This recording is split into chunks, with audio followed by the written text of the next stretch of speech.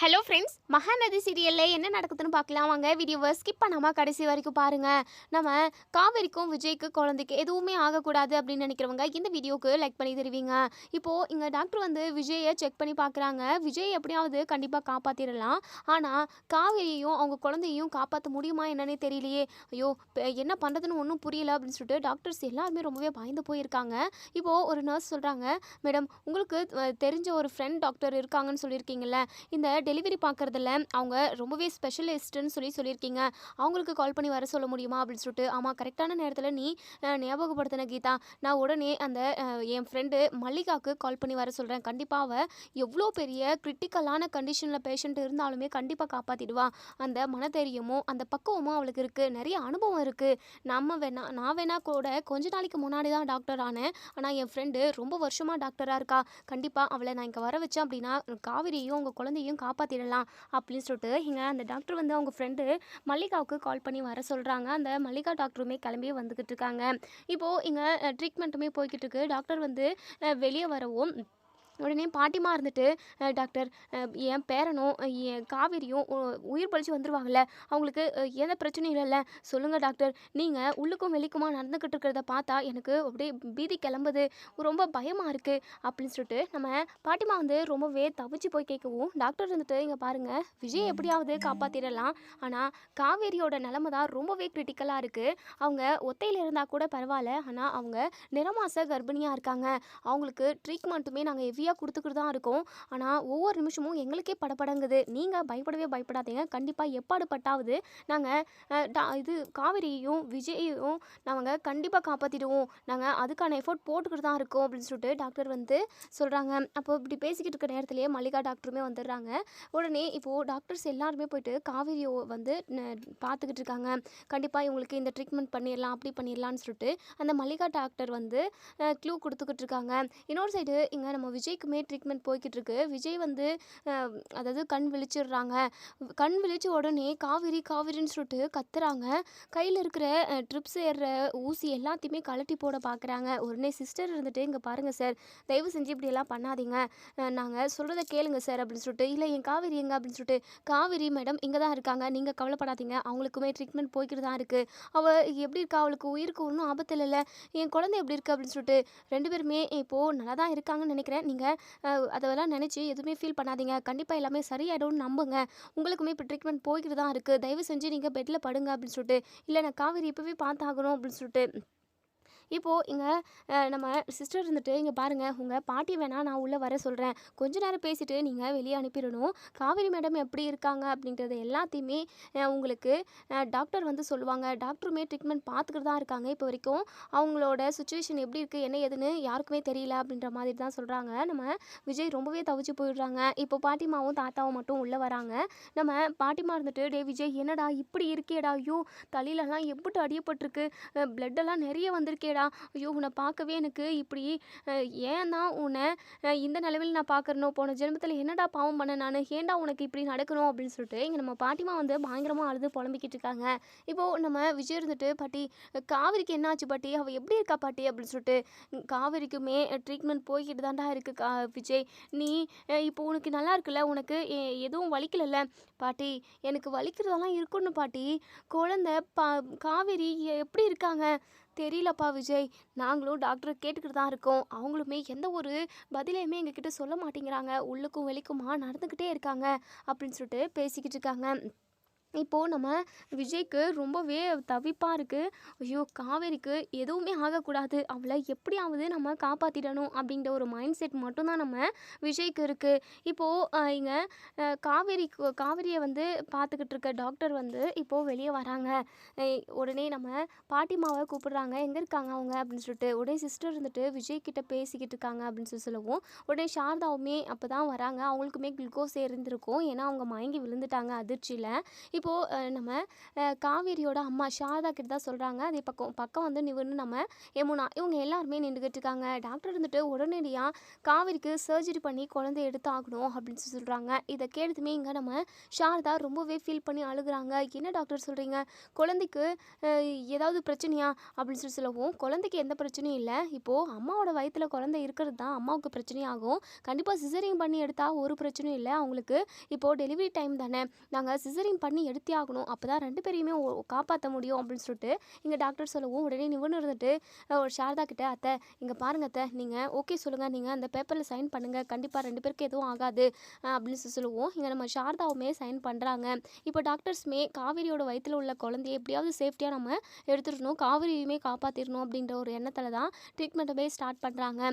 இப்போ ஒரு வழியாக குழந்தையுமே பிறந்துருது. 2 சிஸ்டருமே 2 கையில் குழந்தைய தூக்கிக்கிட்டு வெளியே வரவும், குழந்தைய பார்த்த நம்ம சாரதா பயங்கரமாக சந்தோஷப்படுறாங்க.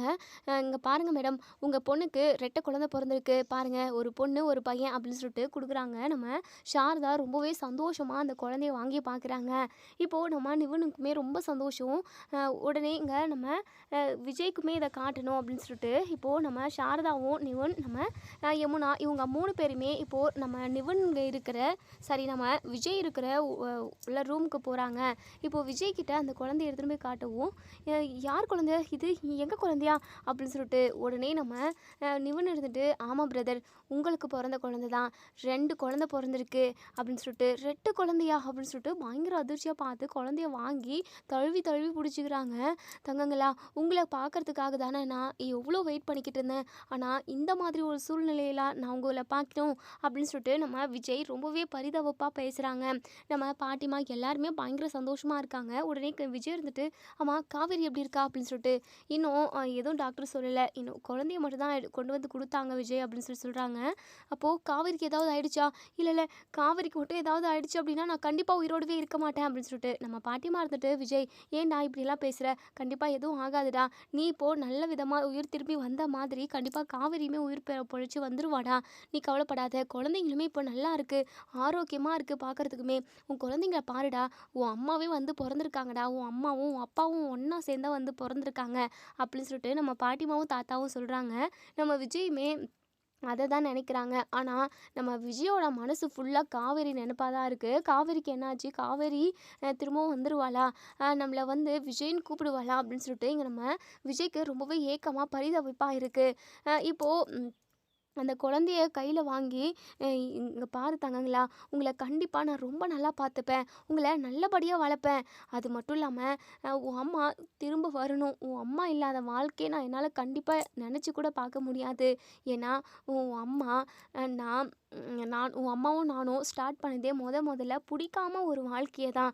அதுக்கப்புறம் எங்களுக்குள்ளே ஒருத்தருக்கு ஒருத்தர் பிடிச்சி அதுக்கப்புறம் ஒருத்தருக்கு மனசில் உள்ள ஒருத்தர் காதலை வந்து வெளிப்படுத்தி, அது மட்டும் இல்லாமல் இதுக்குள்ளே எவ்வளோ பெரிய சண்டைகள், எவ்வளோ விமர்சனங்கள், எவ்வளோ பிரச்சனைகள், இது எல்லாத்தையுமே தாண்டி இன்றைக்கி நானும் உன் அம்மாவும் ஒன்று சேர்ந்து சந்தோஷமாக இருக்கிறோம் அப்படின்னா நீங்கள் தான்டா காரணம். அது மட்டும் இல்லாமல் பர்சனலாகவே உன் அம்மாவை எனக்கு ரொம்ப பிடிக்கும், அவள் மட்டும் இல்லைன்னா நான் நிறைய இடத்துல பழைய விஜயாவே முரடனாவே இருந்துகிட்ருப்பேன் அப்படின்னு சொல்லிட்டு நம்ம விஜய் ஒவ்வொன்றுத்தையுமே அந்த குழந்தைகிட்ட சொல்லி சொல்லி அழுதுகிட்டு இருக்காங்க.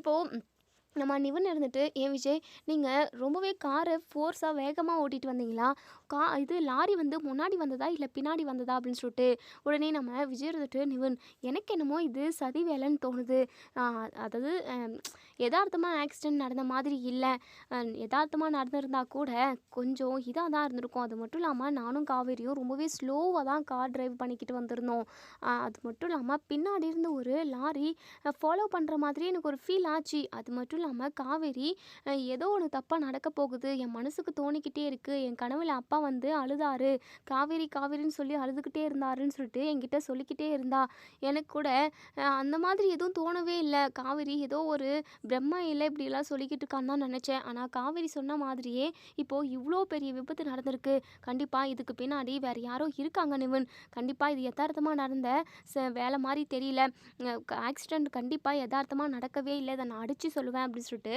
நம்ம விஜய் வந்து சொல்கிறாங்க, இப்போது இங்கே நம்ம நிவன் இருந்துட்டு, விஜய் உன்னை நம்ம குடும்பத்தை பழி வாங்கறதுக்கு யார் இருக்காங்க?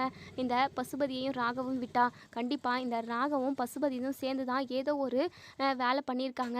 உங்கள் ரெண்டு பேரையுமே ஒன்றும் இல்லாமல் காலி பண்ணணும் அப்படின்றதுக்காக தான் அவங்க கண்டிப்பாக ஏதாவது லாரி விட்டு உங்களை அடிக்க சொல்லியிருப்பாங்க. இதுதான் உண்மையாக இருக்கும்னு நான் எனக்கு தோணுது அப்படின்னு சொல்லிட்டு உடனே நம்ம விஜய் இருந்துட்டு, நிவன் நீ சொல்கிறதும் கரெக்ட் தான் நிவன் அப்படின்னு சொல்லிட்டு இப்போது எப்படி கண்டுபிடிக்கிறது அப்படின்னு சொல்லிட்டு உடனே நிவன் இருந்துட்டு, இங்க பாருங்க விஜய், நீங்க கவலையப்படாதீங்க. இப் யா இது வந்து சாதாரணமா நடந்த ஆக்சிடென்ட்டா, எதார்த்தமா நடந்ததா, இல்ல ஆள் வச்சு இது நடந்ததா அப்படின்றத நான் இப்போ ஒரு செகண்ட்ல கண்டுபிடிக்கிறேன் அப்படின்னு சொல்லிட்டு இப்போது இங்கே அந்த ஆக்சிடெண்ட் நடந்த இடத்துல சிசிடிவி கேமராவுமே இருக்குது. அது மட்டும் இல்லாமல் அதுக்கு முன்னாடியுமே சிசிடிவி கேமரா இருக்குது. அங்கே என்னெல்லாம் நடந்தது அப்படின்றத எல்லாத்தையுமே அங்கே வந்து தெரியும். அதை நான் போய் பார்த்துட்டு வந்துடுறேன். அது மட்டும் இல்லாமல் எனக்கு தெரிஞ்ச போலீஸுமே ஒருத்தவங்க இருக்காங்க. என் ஃப்ரெண்டு தான், பெஸ்ட் ஃப்ரெண்டு. கண்டிப்பாக அவனை வச்சு இதை நான் யார் பண்ணதுன்றதை நான் கண்டிப்பாக கண்டுபிடிக்குவேன் அப்படின்னு சொல்லிட்டு நம்ம நிவன் வந்து அங்கேருந்து கிளம்புறாங்க. உடனே நம்ம யமுனா இருந்துட்டு, நிவன் பார்த்து நிவன், அந்த ராகவும் பசுபதியும் யார் உயிர் போனாலும் என்ன, போகலைனா என்ன, யார் உயிர் போக வச்சாவது நம்ம எல்லாருமே சந்தோஷமாக இருக்கணும்னு நினைக்கிறவங்க அந்த பசுபதியும் ராகவும், நீ கொஞ்சம் உஷாராகவே இரு அப்படின்னு சொல்லிட்டு, நான் பார்த்துக்கிறேம்மா, நீங்கள் எல்லாரையும் பார்த்துக்கோ அப்படின்னு சொல்லிட்டு நம்ம நிவன் வந்து ஒரு பக்கம் கிளம்புறாங்க. இப்போது இங்கே நம்ம காவேரிக்குமே ட்ரீட்மெண்ட் போய்கிட்டு இருக்கு.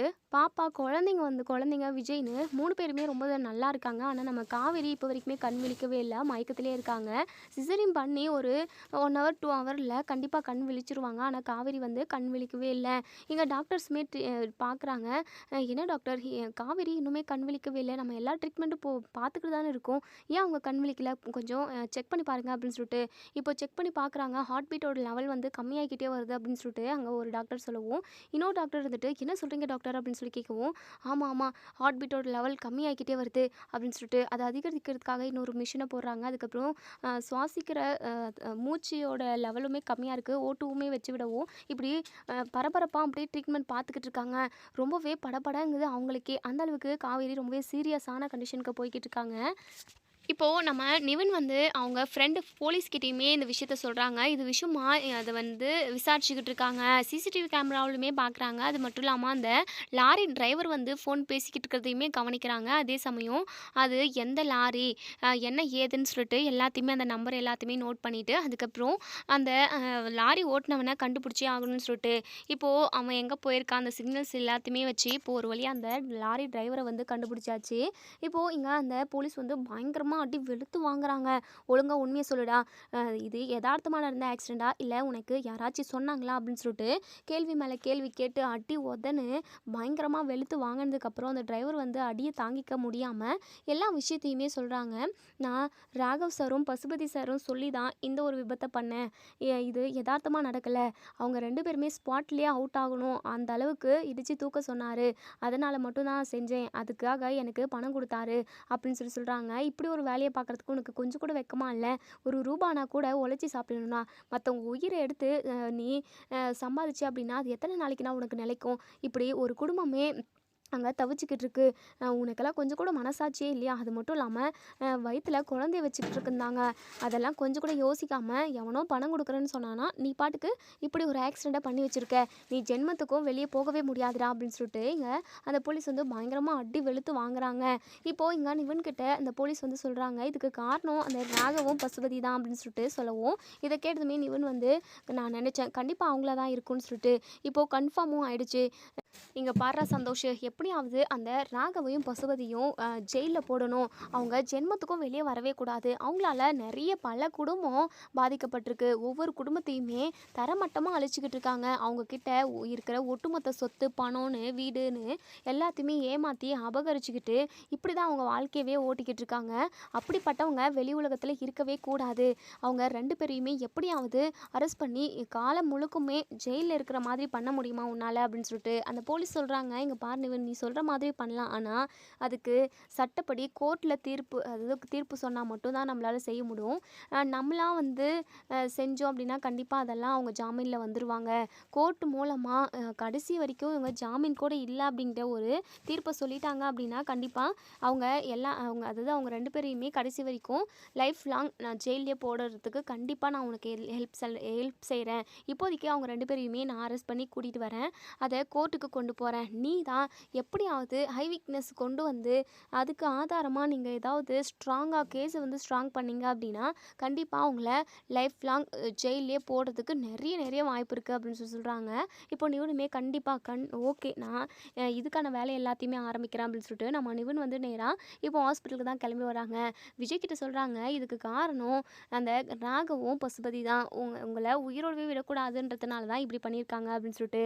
இதை கேட்ட பாட்டிமா அந்த படுபாவி பசங்களுக்கு கொஞ்சம் கூட மனசாட்சி இல்லையா, இப்படி மாசமாக இருக்கிற புள்ளியையும் என் புள்ள விஜய் எந்த தப்பும் பண்ணாதவனை பிடிச்சி இப்போ இந்த மாதிரி ஒரு நிலைமைக்கு கொண்டு வந்து விட்டுருக்காங்களே, பாவி பசங்க நல்லா இருப்பாங்களா, நாசமாக போயிடுவாங்க. விஜய் நான் உனக்கு தலைப்படம் அடிச்சுக்கிட்டேன். அந்த பசுபதி எப்போவுமே காவேரி குடும்பத்துக்கு பிரச்சனை பண்ணிக்கிட்டே தான் இருப்பான், இதனால் உனக்கும் ஆபத்து வரும்னு சொல்லிட்டு இப்போ நான் நினச்ச மாதிரி உன் உயிரவே எடுக்கணும்னு சொல்லிட்டு அவங்க 2 பேரும் துணிஞ்சிட்டாங்க. இங்கே பாரு விஜய், எப்படிடா அவங்க கிட்டேருந்து நீ தப்பிக்க போகிற, எனக்கு உன்னை நினச்சா ரொம்ப பயமாகவும் கவலையாகவும் இருக்குடா. நீ எங்களோட சந்தோஷம் எல்லாமே நீ மட்டும்தானடா. உனக்கு இப்படி ஒரு நிலைமை அப்படின்னா அது எப்படிடா எங்களால் தாங்கிக்க முடியும் அப்படின்னு சொல்லிட்டு தாத்தாவும் பாட்டியும் இங்கே நம்ம விஜய்கிட்ட பயங்கரமாக அழுது புலம்பிக்கிட்டு இருக்காங்க. விஜய் இருந்துட்டு இங்கே பாருங்கள் பாட்டி, நீங்கள் கவலைப்படாதீங்க, நல்லது செஞ்சால் எப்பவுமே நமக்கு நல்லது தான் நடக்கும். நம்ம யாருக்குமே எந்த ஒரு கெட்டதும் துரோகமும் செஞ்சதே கிடையாது. இந்த பசுபதிக்கும் ராகவுக்கும் சரியான தண்டனையை நான் சட்டப்படி வாங்கி கொடுக்குறேன் அப்படின்னு சொல்லிட்டு இங்கே நம்ம விஜய் வந்து சொல்கிறாங்க. உடனே நம்ம பாட்டிமா இருந்துட்டு இங்கே பாருப்பா விஜய், தேவையில்லாமல் ஏதாவது பிரச்சனையில் போயிட்டு மாட்டிக்க போகிறப்பா, வேண்டாப்பா இதோடு விட்டுருப்பா, நம்ம எங்கேயாவது ஊரை விட்டே போயிடலாம்ப்பா, எனக்கு உன்னுடைய உயிர் தான்ப்பா முக்கியம் அப்படின்னு சொல்லிட்டு. இங்கே பாருங்கள் பாட்டி, இந்த உதவாக்காரங்களுக்கு பயந்து நம்ம ஏன் ஊரை விட்டு நம்ம வீட்டு வாசலை விட்டுட்டு எல்லாத்தையும் விட்டுட்டு நம்ம ஏன் வெளியூருக்கு போய் கஷ்டப்படணும், வேண்டாம் பாட்டி எல்லாத்தையும் நான் பார்த்துக்கிறேன். இந்த விஜய் கிட்ட மோதி பார்த்துட்டானுங்களே, இந்த விஜயை ஏதாவது பண்ணியிருந்தா கூட நான் எதுவுமே பண்ணியிருக்கேன், அதாவது அவங்கள வந்து சுலபமாக விட்டுருப்பேன். ஆனால் என் பொண்டாட்டியும் பிள்ளையையும் உயிரோடவே வைக்கக்கூடாதுன்னு சொல்லிட்டு அந்த ராகவன் நினச்சிட்டான்ல, அவனை ஜெயிலுக்கு அனுப்பக்கூடாது. இங்கே பாருங்க நிவன், சட்டப்படி இல்லை, நான் டைரெக்டாகவே அவங்க 2 பேரையும் கொலை பண்ணிவிட்டு நான் ஜெயிலுக்கு போய்க்கிறேன். என் பிள்ளை என் குடும்பம்னு எல்லாருமே நல்லா இருக்கணும், அது மட்டும் தான் எனக்கு வேணும் அப்படின்னு சொல்லிட்டு நம்ம விஜய் சொல்லுவோம். நிவன் இருந்துட்டு என்ன விஜய், நீங்கள் அவங்க 2 பேரையும் கொலை பண்ணிவிட்டு ஜெயிலுக்கு போயிட்டீங்க அப்படின்னா உங்கள் பொண்டாட்டி பிள்ளை குடும்பம்னு சொல்லிட்டு யார் பார்த்துப்பாங்க, அது மட்டும் இல்லாமல் பார்த்துக்கிறதுக்கு நாங்கள் இருந்தாலுமே நீங்கள் கூட இருக்கிற மாதிரி அவங்களுக்கு வருமா? இங்கே பாருங்கள், சட்டப்படி நம்ம எவ்வளோ பெரிய தண்டனைனாலையும் கண்டிப்பாக வாங்கி கொடுக்க முடியும். என் ஃப்ரெண்ட் சொல்லியிருக்கான், நம்ம எல்லாருமே கோர்ட்டில் ஸ்ட்ராங்காக தீர்ப்பு, அதாவது ஆதாரமாக நம்ம பாதிக்கப்பட்டிருக்கோம் அப்படின்னு சொல்லிட்டு நம்ம நிரூபிச்சிட்டோம் அப்படின்னா கண்டிப்பாக அவங்க 2 பேரையுமே நம்ம ஜெயிலில் போட்டு அடிச்சிடலாம், கண்டிப்பாக அவங்க வெளியே வரவே முடியாது அப்படின்னு சொல்லிட்டு பாட்டிமா இருந்துட்டு. இல்லைப்பா நிவனு, நீ நினைக்கிற மாதிரியெல்லாம் இல்லை, அந்த பசுபதி எத்தனை டைம் ஜெயிலுக்குள்ளே போட்டாலுமே கண்டிப்பாக அவன் திரும்ப வரதான் செய்வான், அவன் சரியான கொடூர பேய், காட்டிருப்பா, அவன்கிட்ட மோதவே வேண்டாம். இங்கே பாருப்பா விஜய், நம்ம எல்லாருமே உயிரோட சந்தோஷமாக வாழணும் அப்படின்னா கண்டிப்பாக நம்ம இந்த ஊரில் இருக்கவே கூடாது, அந்த பசுபதி வராத ஊராக பார்த்து நம்ம எங்கேயாவது போய் செட்டில் ஆயிடலாம்ப்பா அப்படின்னு சொல்லிட்டு. பாட்டி என்ன பாட்டி, அவனுக்கெல்லாம் பயந்துக்கிட்டு என்னை ஊரை விட்டு போக சொல்கிறீங்களா? கண்டிப்பாக நான் அப்படி ஒரு விஷயத்த பண்ணவே மாட்டேன். காவேரிக்கு சரியாகட்டும், காவேரி குழந்தை நீங்கன்னு எல்லாருமே ஒரு சேஃப்டியான இடத்துல வச்சுட்டு அதுக்கப்புறம் அவங்கக்கிட்ட நான் என்னுடைய வேலை என்னன்னு காட்டுறேன், கண்டிப்பாக நான் அவனுக்கு சரியான பதிலடியை கொடுக்காம விடவே மாட்டேன் அப்படின்னு சொல்லிட்டு நம்ம விஜய் வந்து ரொம்பவே ஸ்ட்ராங்காக இருக்காங்கன்னு கூட சொல்லலாம். இப்போது இங்கே நம்ம நிவன் இருந்துட்டு இங்கே பாருங்கள் விஜய், நீங்கள் எவ்வளோ பெரிய விஷயம் செஞ்சாலும் அதுக்கு பின்னாடி நான் அவங்க கூடவே இருக்கேன் அப்படின்னு சொல்லிட்டு. இப்போது இங்கே காவேரிக்கு ரொம்பவே சீரியஸான கண்டிஷனில் தான் போய்கிட்டு இருக்கு. அதாவது ஹார்ட் பீட்டோட லெவல் கம்மியாகிக்கிட்டே வருது, சுவாச குழல்லையுமே சுவாசிக்க முடியல, மூச்சுமே விட முடியல, ஓட்டுமே வைக்கிறாங்க. ஆனால் நம்ம காவேரிக்கு அதெல்லாம் செட் ஆகலை, கொஞ்சம் கொஞ்சமாக அவங்களோட உயிர் போய்கிட்டு வருதுன்னு கூட சொல்லலாம், அந்த அளவுக்கு ரொம்ப கிரிட்டிக்கலாக போய்கிட்டு இருக்காங்க. இப்போது டாக்டர் வந்துட்டு அவங்க ரிலேஷன் கிட்ட எல்லாருக்கிட்டையுமே இந்த விஷயத்த சொல்லிடுங்க, எதுவாக இருந்தாலும் எங்களால் எதுவுமே சொல்ல முடியாது அப்படின்ற மாதிரி சொல்லிடுங்க, இப்போவே நம்ம சொல்லிட்டா தான் அதுக்கப்புறம் அப்படி இப்படின்னு நம்ம ஹாஸ்பிட்டல் மேலே இப்போ தப்பான பழியை போட்டுருவாங்க அப்படின்னு சொல்லிட்டு இங்கே ஒரு டாக்டர் சொல்லுவோம். இன்னொரு சிஸ்டர் வந்து வெளியே வராங்க, எங்கே இவங்க எல்லாருமே காணுமே அப்படின்னு சொல்லிட்டு. இப்போ விஜயோட ரூமுக்கு வராங்க, இங்கே தான் எல்லாருமே இருக்காங்க. அது வந்து காவேரியோட ஹஸ்பண்ட் யார், நீங்கள் தானே சார், நீங்கள் கொஞ்சம் தைரியமாக மனசை திடப்படுத்திக்கோங்க அப்படின்னு சொல்லிட்டு. என்னாச்சு, ஏன் காவேரிக்கு என்னாச்சு அப்படின்னு சொல்லிட்டு நம்ம விஜய் வந்து ரொம்பவே பதட்டப்படுறாங்க. உடனே இங்கே சிஸ்டர் இருந்துட்டு காவேரி மேடம் வந்து ரொம்பவே கிரிட்டிக்கலான சுச்சுவேஷனில் தான் இருக்காங்க, அவங்கள காப்பாற்ற முடியுமான்னு என்னன்னு கூட தெரியல, எங்களால் முடிஞ்ச எஃபர்ட்டில் நாங்கள் போட்டுக்கிட்டு தான் இருந்தோம், ஆனால் அவங்களுக்கு எங்களோட ட்ரீட்மெண்ட் எங்களோட மருந்து மாத்திரை அவங்களுக்கு செட் ஆகலை, அவங்களோட உயிருக்கு நாங்கள் உத்தரவாதம் இல்லை அப்படின்ற மாதிரி இங்கே சிஸ்டர் சிஸ்டர் வந்து சொல்லவும் இதை கேட்ட நம்ம விஜய் அப்படி பயங்கரமாக அதிர்ச்சி ஆயிடுறாங்க. என்ன சொல்கிறீங்க சிஸ்டர்? அப்போது என் ஒய்ஃபை நீங்கள் காப்பாற்ற மாட்டீங்களா? ஐயோ, என் பொண்டாட்டி இல்லாத உலகத்தில் நான் எதுக்காக இருக்கணும்? நான் இப்போவே செத்துடுறேன் அப்படின்னு சொல்லிட்டு பக்கத்தில் இருக்கிற ஒரு ஆப்பிள் கட் பண்ணுறதுக்கு வச்சுருந்த கத்தி எடுத்து நம்ம விஜய் கையில் கிழிச்சுக்கிறாங்க. கையில் ரத்தமாக ஒழுகுது. இதை பார்த்து நம்ம பாட்டிமா இருந்துட்டு, டே விஜய் ஏன்டா இப்படியெல்லாம் பண்ணிக்கிட்டு இருக்க? காவேரிக்கு எதுவும் ஆகாதுடா, கண்டிப்பாக அந்த கடவுள் காவேரியை காப்பாற்றி கொடுத்துருவாருடா விஜய். ஏன்டா நீ இப்படி பண்ணிக்கிட்டு இருக்க? ஏற்கனவே நீ ரொம்பவே நொந்து போய் இருக்க. இப்போது இது வேறயா? அங்கே இங்கன்னு ஏற்கனவே அடிபட்டிருக்கு தான்டா செய்யுது அப்படி இப்படின்னு சொல்லிட்டு நம்ம பாட்டிமா சொல்லுவோம். பாட்டி இங்கே பாருங்க பாட்டி, இனிமேல் நான் உயிரோடு இருந்து என்ன பிரயோஜனம் பாட்டி? நான் போகிறேன் பாட்டி அப்படின்னு சொல்லிட்டு, இங்கே பாருப்பா விஜய் அப்படியெல்லாம் பேசாதப்பா, இங்கே பாருமா நரசம்மா, என் பேரனோட பொண்டாட்டிக்கு எதுவும் ஆகாது, இப்போது அவள் நல்லா தானே இருக்கா. இங்கே பாருங்கள், இப்போதைக்கு மூச்சு இருக்குன்னு தான் சொல்ல முடியும். ஆனால் அவங்களோட கான்ஷியஸ், அவங்களோட உயிர் திரும்ப வருமா அப்படிங்கிறதெல்லாம் எங்களுக்கு தெரியாது. அவங்க 1-2 மணி நேரம் தான் உயிரோடு இருப்பாங்க அப்படின்ற மாதிரி சொல்லிட்டு அங்கே சிஸ்டர் வந்துடுவோம். இங்கே நம்ம அதாவது சாரி நம்ம யமுனா, நிவின் எல்லாருமே பயங்கரமாக கதறி கதறி அழுகுறாங்க. விஜய், காவேரி நீ இல்லாத வாழ்க்கை எனக்கு எப்படி சொல்லு? நீ தாண்டி நான், நீ இல்லை, நீ போயிட்ட அப்படின்னா வெறும் உடம்பு மட்டும்தாண்டி இந்த உலகத்தில் இருக்கும். என் பிள்ளைங்களை இப்படி அனாதையாக விட்டுட்டு போயிடாத காவேரி, ப்ளீஸ் காவேரி, உனக்காக நாங்கள் இத்தனை பேர் அழுதுகிட்டு இருக்கோம், தயவு செஞ்சு திரும்ப வந்துரு காவேரி அப்படின்னு சொல்லிட்டு நம்ம விஜய் பயங்கரமாக அழுகவும், உடனே இங்கே நம்ம சாரதா அப்படியே அப்படியே மயக்கம் போட்டு விழுந்துடுறாங்க. தண்ணி தெளித்து எழுப்புனா கூட எந்திரிக்கிறதில்ல. ஒரு பக்கம் சாரதாவை கொண்டு போயிட்டு ஒரு பெட்டில் போட்டு அவங்களுக்கு ட்ரீட்மெண்ட் பார்த்துக்கிட்டு இருக்காங்க. இப்போது இங்கே விஜய் வந்து அவங்க குழந்தைய தூக்கி வச்சுக்கிட்டு, ஐயோ உன் அம்மாவை நீங்கள் பார்க்கறதுக்குள்ளவே உன் அம்மா இப்படி ஆயிட்டாலே, இன்னும் 1-2 மணி நேரம் தான் உயிரோடு இருப்பான்னு சொல்லிட்டு அந்த டாக்டர் சொல்லிட்டு போகிறாங்க அப்படின்னு சொல்லிட்டு பயங்கரமாக அழுதுகிட்டு குழந்தைய தூக்கிக்கிட்டு இங்கே நம்ம அதாவது காவேரி இருக்கிற பெட்டுக்கு வந்துடுறாங்க. காவேரி எந்திரி, காவேரி எந்திரி, எங்களை விட்டுட்டு நீ கண்டிப்பாக போக மாட்டேன், எனக்கு நம்பிக்கை இருக்குது, கண்டிப்பாக போக மாட்டேன் காவேரி, எந்திரிச்சு வா காவேரி, எந்திரிச்சு வா காவேரி அப்படின்னு சொல்லிட்டு நம்ம விஜய் வந்து நெஞ்சை வந்து பலமாக பிடிச்சி அடிக்கிறாங்க. ப்ளீஸ் ப்ளீஸ் வந்துருன்னு சொல்லிட்டு ஒரு 4-5 தட்டு ரொம்பவே ஓங்கி ஓங்கி குத்தவும், உடனே நம்ம காவேரி அப்படியே கண் விழிச்சு அப்படியே இரும்பவும் செய்கிறாங்க. காவேரி, காவேரி உனக்கு ஒன்றும் இல்லை காவேரி, நீ உயிர் பிழைச்சிருவ காவேரி, எந்திரி காவேரி, நல்லா கண் விழிச்சு பாரு, நமக்கு 2 குழந்தை பிறந்திருக்கு, ஒரு பொண்ணு ஒன்று ஒரு பையன் ஒன்று, பாரு காவேரி பாரு அப்படின்னு சொல்லிட்டு நம்ம விஜய் ரொம்பவே சந்தோஷத்தில் பாருன்னு சொல்லவும், நம்ம டாக்டர்ஸ் எல்லாருமே வந்து பார்க்குறாங்க. அதாவது ஹார்ட் பீட்டோட லெவலையுமே பார்க்கவும் அது வந்து நார்மலாக இருக்குது. இப்போது அவங்க நல்லாவே சுவாசிக்க ஆரம்பிச்சிடுறாங்க. வேறு எந்த பிரச்சனையும் இல்லை. இப்போது அவங்க உயிர் பொழைச்சிருவாங்க. நீங்கள் கொஞ்சம் நவருங்க, நாங்கள் ட்ரிப்ஸ் மட்டும் போட்டு விட்டுறோம் அப்படின்னு சொல்லிட்டு ட்ரிப்ஸுமே போட்டு விடுறாங்க. இப்போ காவேரியுமே ஒரு நார்மல் லெவலுக்கு வந்துடுறாங்க. காவேரி இப்போ உனக்கு ஓகே தானே? உனக்கு வலிக்குதா காவேரி? கவலைப்படாத காவேரி, உன்னை இப்படி ஒரு நிலைமைக்கு ஆளாக்கணவனை சும்மா விடமாட்டேன் காவேரி, அவனை சும்மாவே விடமாட்டேன், நீ நல்லபடியாக திரும்ப வா காவேரி, உனக்கு எவ்வளோ வலியை கொடுத்தானோ அதை விட 100 மடங்கு 1000 மடங்கு அவங்களுக்கு வலியை கொடுக்காம விடமாட்டேன் காவேரி அப்படின்னு சொல்லிட்டு நம்ம விஜய் ரொம்பவே ஆதங்கமாக பேசுவோம். நம்ம காவேரி பேச முடியாமல் பேசுகிறாங்க. ஏங்க இப்படியெல்லாம் வேண்டவே வேண்டாங்க, சண்டை சச்சரவுன்னு எதுவுமே வேண்டாங்க, அந்த பசுபதிக்கு வீடு தானே, அந்த வீட்டை எடுத்துக்கிட்டேங்க, எனக்கு வீட்டை விட நீங்கள் குழந்தைங்க, என் அம்மா, என் குடும்பம், நம்ம குடும்பம் தாங்க எனக்கு வேணும், அந்த வீடு இல்லைன்னா இருந்துட்டு போகட்டுங்க, அவனுக்கு அந்த வீட்டுக்காக தானே அவன் அப்படியெல்லாம் பண்ணிக்கிட்டு இருக்கான், இருக்கட்டுங்க, அவன் வீட்டை கூட எடுத்துக்கிட்டோம், நீங்கள் தேவையில்லாமல் அவன் சண்டைக்கெல்லாம் போகாதீங்க, நம்ம பிள்ளைங்களோட சந்தோஷமாக வாழணுங்க அப்படின்னு சொல்லிட்டு நம்ம காவேரி பேச முடியுமா பேசுகிறாங்க. இல்லை காவேரி, உன்னை இந்த நிலைமைக்கு ஆக்கின அந்த பசுபதியும் ராகவையும் சும்மா விட மாட்டேன் காவேரி அப்படின்னு சொல்லிட்டு, ஏங்க நான் தான் சொல்கிறேன் இல்லைங்க, எனக்கு எதுவுமே வேண்டாம், நீங்களும் நம்ம குழந்தையும் தான் வேணும், ப்ளீஸுங்க நான் சொல்கிறத கேட்பீங்களா மாட்டிங்களா அப்படின்னு சொல்லிட்டு ரொம்பவே முடியாமல் பேசுகிறாங்க. சரி காவேரி, நீ டென்ஷன் ஆகாத, நீ என்ன சொல்கிறியோ அதை நான் கேட்குறேன், கண்டிப்பாக எந்த சண்டைக்கும் போக மாட்டேன், அவங்களுக்கு என்ன வேணுமோ அதையெல்லாம் எடுத்துகிட்டு போக போகிறாங்க, எனக்கு நீ ரொம்ப முக்கியம் காவேரி அப்படின்னு சொல்லிட்டு நம்ம விஜய் அழுதுகிட்டே சொல்கிறாங்க. இப்போ தான் நம்ம யமுனாக்குமே உசுரே வருது. அக்கா உனக்கு ஏதோ ஆயிடுச்சு, நீ உயிர் பொழைக்கவே மாட்டேங்க அப்படின்னலாம் என்னென்னமோ சொல்லிட்டாங்க, கொஞ்ச நேரத்தில் எங்கள் உசுரே போயிடுச்சுக்கா. இப்போ தான் கொஞ்சம் நிம்மதியாக ரிலாக்ஸாக இருக்குது. கங்காக்கா வேற ஃபோன் பண்ணிக்கிட்டே இருந்திருக்குது. ஆனால் நான் எடுக்கவே இல்லை. நான் எடுத்து என்னக்கா சொல்ல முடியும்? இங்கே பாருக்கா, நீ டென்ஷன் ஆகாதுக்கா. உனக்கு எதுவுமே ஆகாது. கண்டிப்பாக நீ நல்லபடியாக திரும்ப வந்துடுவக்கா. நீங்கள் வந்துட்டீங்க அதுவே எனக்கு போதும் அப்படின்ற மாதிரி யமுனாவுமே சொல்கிறாங்க. பாட்டிமாவும் தாத்தாவும், இங்கே பாருப்பா விஜய், அதான் காவேரிக்கு எதுவும் ஆகலைல்ல, இனிமேல் நம்ம குடும்பமாக சேர்ந்து சந்தோஷமாக எல்லாரும் ஒன்றா இருக்கலாம்டா அப்படின்னு சொல்லிட்டு இப்போ தாத்தா பாட்டியெல்லாம் சொல்கிறாங்க. நம்ம விஜய் இருந்துட்டு இங்கே பாரு காவேரி, நீ நம்ம குழந்தைய பாரு அப்படின்னு சொல்லிட்டு, ஏங்க உங்களை மாதிரி இருக்குல்ல நம்ம குழந்தை அப்படின்னு சொல்லிட்டு, காவேரி பொண்ணு உன்ன மாதிரி இருக்குது, தம்பி வந்து என்ன மாதிரி இருக்கான், 2 பேருமே அவ்வளோ அழகாக இருக்காங்க, என் அம்மாவும் என் அப்பாவும் வந்து பிறந்திருக்காங்க காவேரி அப்படின்னு சொல்லிட்டு நம்ம விஜய் வந்து சொல்கிறாங்க.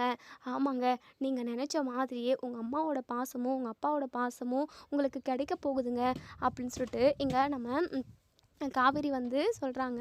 இப்போ காவேரியும் விஜயும் சந்தோஷமாக இருக்காங்க. இதோட இந்த ரிவ்யூ முடியுது. இதுக்கப்புறம் என்ன நடக்குது சொல்லி வெயிட் பண்ணி பார்ப்போம் ஃப்ரெண்ட்ஸ். வீடியோ பிடிச்சிருந்தா லைக் பண்ணி கமெண்ட் பண்ணி தெரிவிங்க. தேங்க்யூ.